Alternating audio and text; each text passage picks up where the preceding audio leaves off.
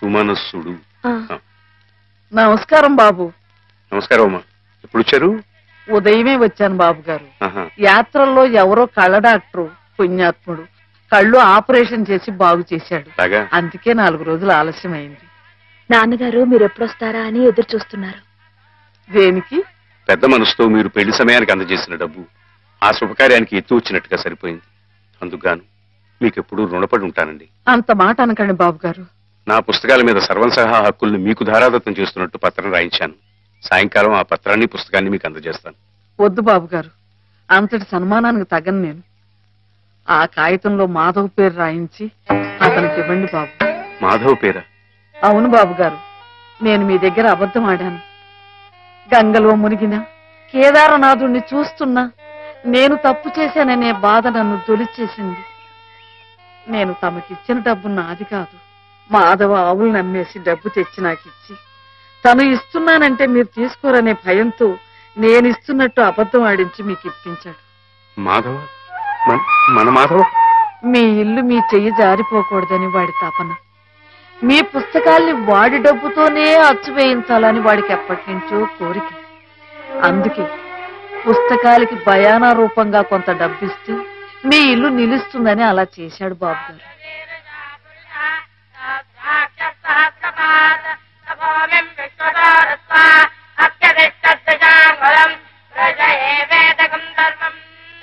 ఆవులు ఏమయ్యాయా అని అడిగితే ఆసుపత్రిలో చేర్పించానని అబద్ధం చెప్పాడు.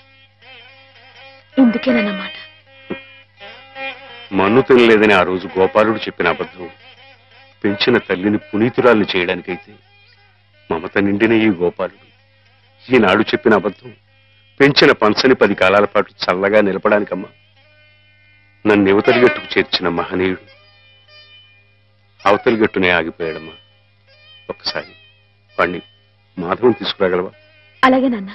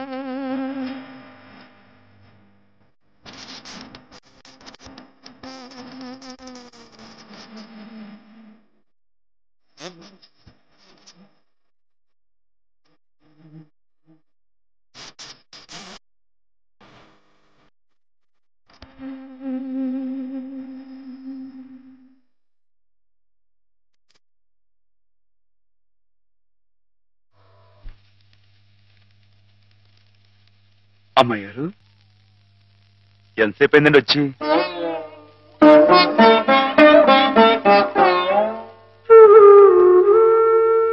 ఏంటి అమ్మాయి గారు అలా కొత్తగా చూస్తున్నారేంటి? నువ్వు చాలా కొత్తగా కనిపిస్తున్నావు మాధవ. అయ్యే బట్టలు అదే పని అదే మొహం.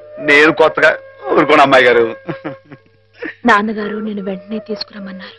అలాగా పదండి.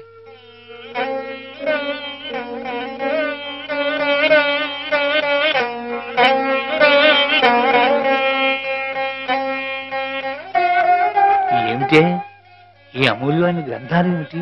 అతలకు అంకితం ఇవ్వడం ఏమిటి? నేనేం చెప్పను. మామయ్య మంచి పని చేస్తున్నాడు అన్న.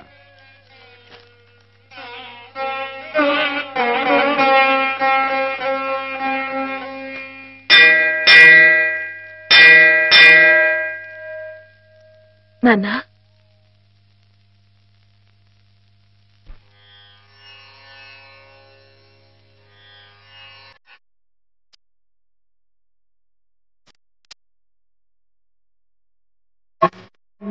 కలలోన పొడగట్టు రాముడై రావయ్య మత్కావ్య రమ్య ఫలమా జయదేవ కవిరాజ జయగీతి ఫలమైన కృష్ణయ్య సావయ్య కీర్తి గరిమా.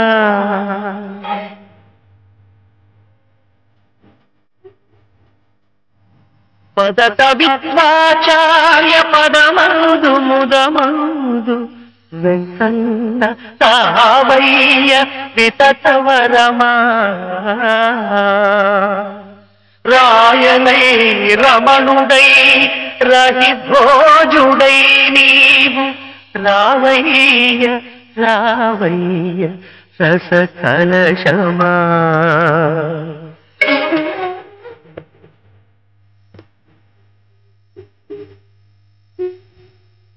ఇట్టి నీ కన్న అర్కులింకెవ్వరయ్య అక్షరానందరసమి రుద్రాభిషేకమనగా నీకంకితము చేతుననగా నీకంకితము చేతును అనగా లలిత కలిత గుణమాన్య మత్కాయ సంజ్ఞ ధన్య ధన్య.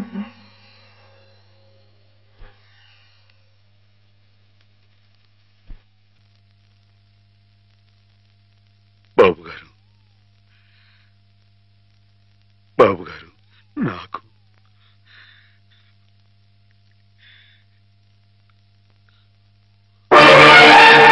బాబు గారు, నాన్నా బావా నాన్నా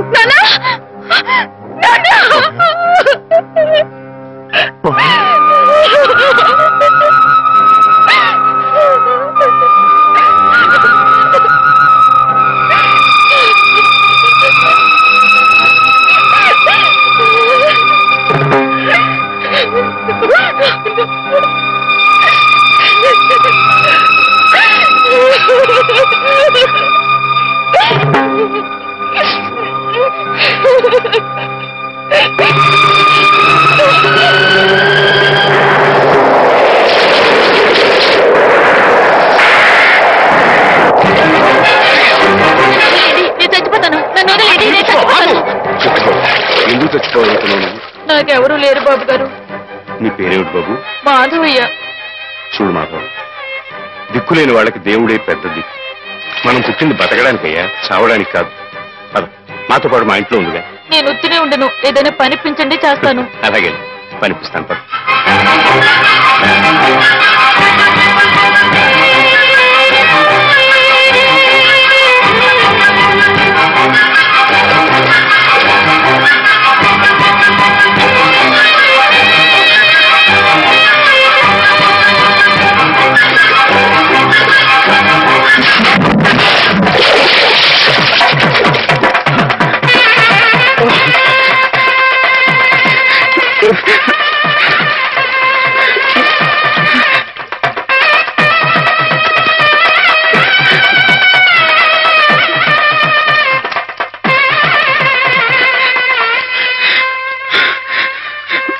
మహేశ్వరుడు, పరమేశ్వరుడు, లోకరక్షకుడు, ఇవన్నీ నీ పేర్లేక?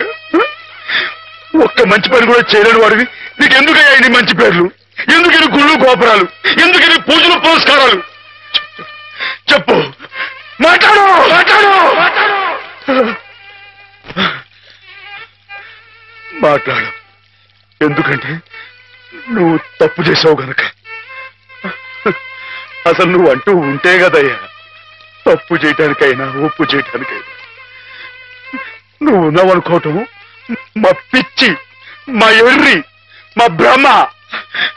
వద్దు, నువ్వు మా మధ్య ఉండడానికి వీలేదు. పో, దూరంగా పో, ఈ గోదావరిలో కలిసిపో, ఈ గోదావరిలో కలిగిపో. ఏమిటి ఆవేశం? దేవుడి మీద రా నీ కోపం. ఈయన దేవుడు ఎలాగవుతాడు బాబా? నమ్ముకున్న వాళ్ళకు మంచి చేసేవాడు దేవుడు, పూజలు చేసేవాళ్ళకు కాపు కాసేవాడు దేవుడు. ఈయన మనిషిలాగే మోసాడు బాబా.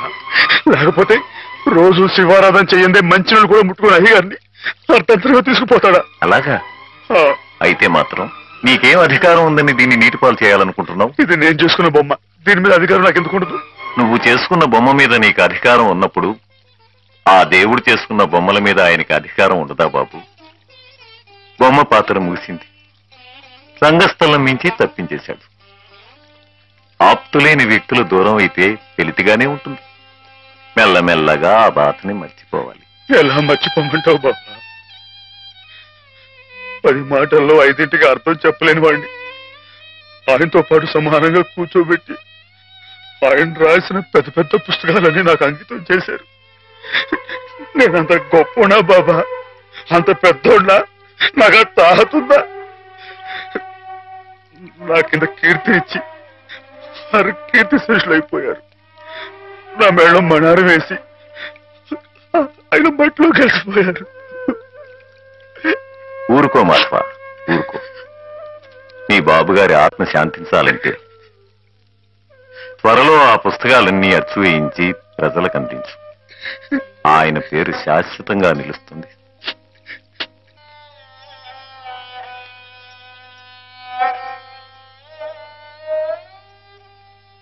ఇక నాన్నగారి పుస్తకాల సంగతి మర్చిపో మాధవ. ఈ ఇల్లు నిలబెట్టాలనుకున్నావు. అందుకు నువ్వు కష్టపడింది, నష్టపోయింది చాలు. ఆ రుణం మేం తీర్చుకున్న తర్వాత ఆ పుస్తకాలు అప్పుడే అచ్చు వేయించచ్చు. మీరు రుణం తీర్చుకుంటారా అమ్మాయి గారు? అయితే ఆ డబ్బు నేను అప్పుగా ఇచ్చానండి. ఆ మాత్రం డబ్బుగా మీరు రుణం అనుకుంటే అయ్యా అమ్మా ఏ దిక్కులేదు. నన్ను చిన్నప్పటి నుంచి అయ్యగారు సాకారే. మరి ఆయనకి ఎంత రుణపడి ఉంటానండి? అయ్యగారు లేరు కదా అని మీ ఇష్టం మాట్లాడితే పాస్ అయిపోద్ది అనుకోమాకండి. అది కాదు మాధవ, నా ఉద్దేశం అది కాదు. పుస్తకాలు అప్పు చెప్పేటప్పుడు అయ్యగారు నన్ను రామయ్య అన్నారు, కృష్ణయ్య అని పిలిచారు, కృష్ణదేవరాయలు అన్నారు. నేను నిజంగా అంత గొప్ప అని కాకపోయినా కనీసం వాళ్ళ మంచితనంలో కొంత చూపించుకునేవండి. నీకు మించిన బరువును మోస్తున్నావనే కానీ మరేం లేదు మాధవ. నీ ఇష్టం. నాన్నగారిని చనిపోకుండా బ్రతికిస్తానంటే మాకు మాత్రం సంతోషం కదా. మనం ఎవరూ కాదని ఆయన బతికించేది. ఆయన రాసిన ప్రతి అక్షరంలో ఉన్న ప్రాణం, ప్రతి పదంలో ఉన్న భావం.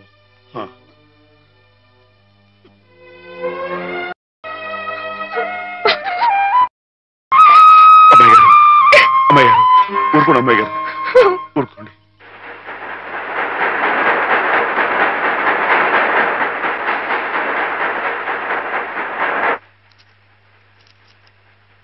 వీటన్నిటినీ మీరు చెప్పిన విధంగా ఇలా క్యాలికో బైండ్తో అచ్చువేయాలంటే దాదాపు 1,00,000 రూపాయలు అవుతుంది. 1,00,000 ఏంటండి? కొంచెం ఎక్కువైనా గానీ ఘనంగా అందంగా అచ్చవ్వాలండి. మరైతే బజానా అండి. ఇదిగోండి ఈ డబ్బు ఉంచండి, లెక్కెట్టుకోండి.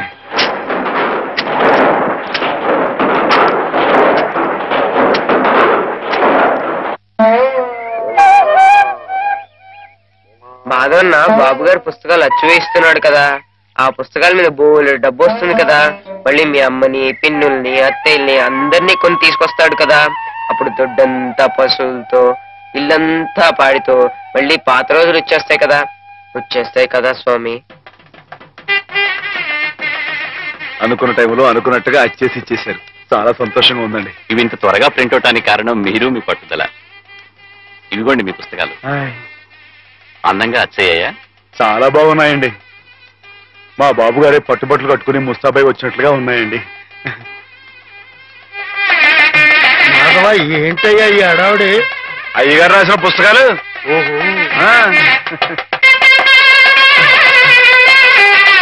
ఓహో, ఆగండి. ఇదేంటి పిచ్చి ఆసుపత్రి బండి ఉందండి ఇక్కడ?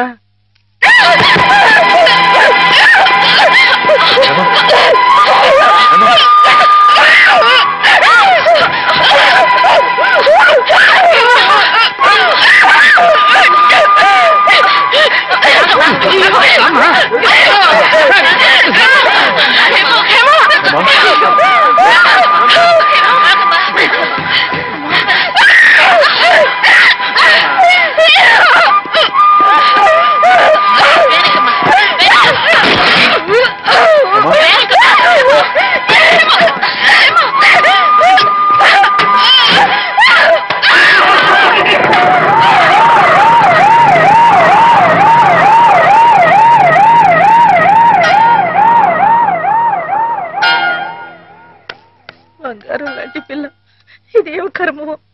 ఏంటండి ఇది? ఇప్పుడు నేను చూసింది అమ్మాయి గారేనా? ఏమే మాధవ, ఏ జన్మలో మేమెవరో ఏం పాపం చేశాము, అది శాపమై పిల్లగా చుట్టుకుంది. అసలు ఏం జరిగిందండి? లలితకి 15 రోజుల ముందుగానే పురుడు వచ్చిందని తెలిసి నేను హేమ లలిత ఇంటికి వెళ్ళాం. రక్తం బాగా పోయి నీరసంగా ఉంది పిల్ల. 4 రోజుల్లో కాస్త తెరుపుగా అనిపించింది. ఇక్కడ ఈయన భోజనానికి ఇబ్బంది అవుతుందని హేమని 4 రోజులు ఉండమని చెప్పి నేను వచ్చేసాను. అదే మాధవ నేను చేసిన మహాపరాధం. అవునమ్మగారు, మీరు ఆ 4 రోజులు అక్కడ ఉండుంటే ఇలా జరగకపోను.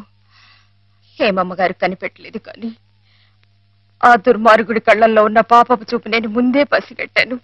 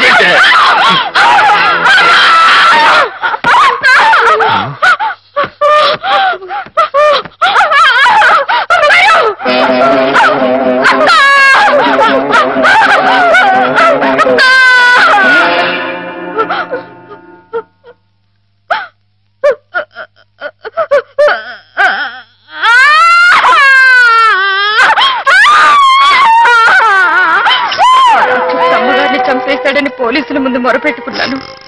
వాడు విసిరేసిన డబ్బులు పోలీసుల చెవుల్ని మూసేసింది. నా గోడు ఎవ్వరూ పట్టించుకోలేదు.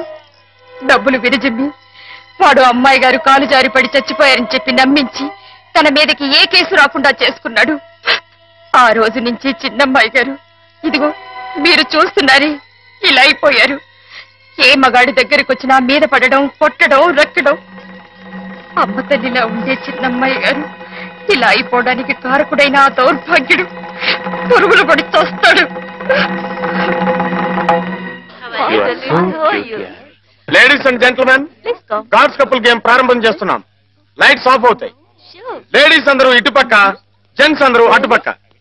Ladies this side please, gents that side. Lights off. పడి చస్తాడు. ఎవరు మర్చిపోయావా? గుర్తుప్పిస్తాను ఉండరా.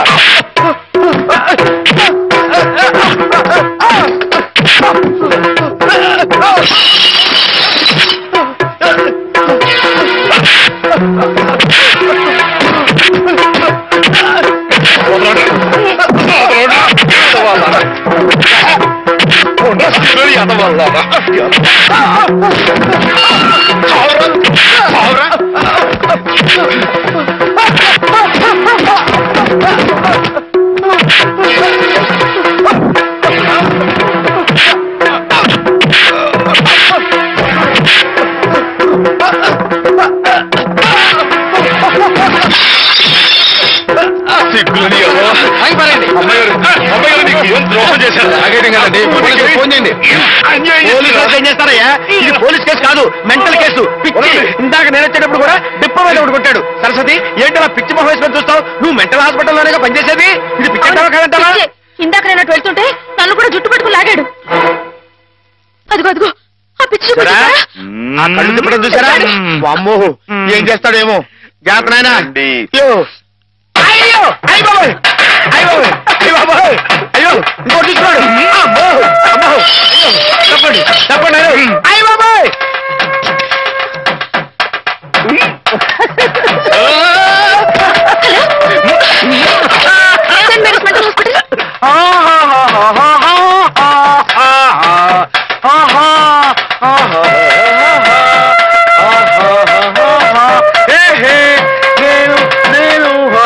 ఎగురుతున్నా.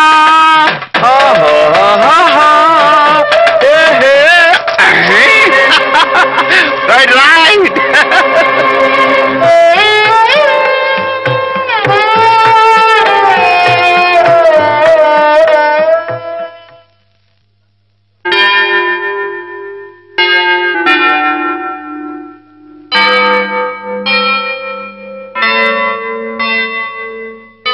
Is okay. ఒకవేళ వైల్డ్ గా ప్రవర్తిస్తే ఇందాక ఇచ్చిన ఇంజక్షన్ మరో డోస్ ఇవ్వండి. అలాగే సార్. ఆఫ్టర్ 1 hour ఒకసారి చెకప్ చేయండి. Okay sir.